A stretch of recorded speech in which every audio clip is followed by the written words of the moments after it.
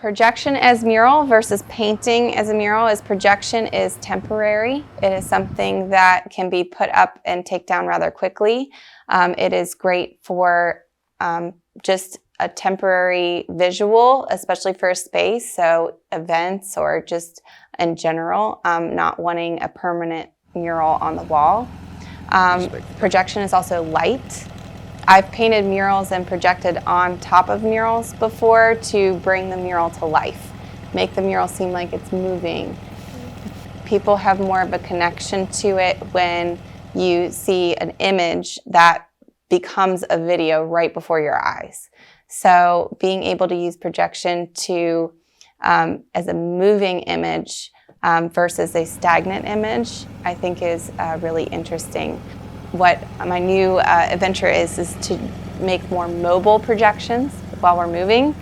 So projection mapping is meant for more stagnant projection on the wall, where you map a space and then it stays there. So if we're moving, it's hard for me to manipulate that exactly.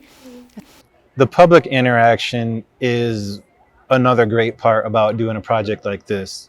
You never know who you're going to wind up running into at one of these things. This car too, you know, is built as the people's car. They designed them in the 47, I think was the first year.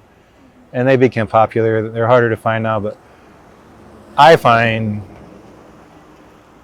tons of people have different stories because they made them for so long. I mean, it might have been their first car, or they learned how to drive in one, or their mom had one, or it's their mom's dream car.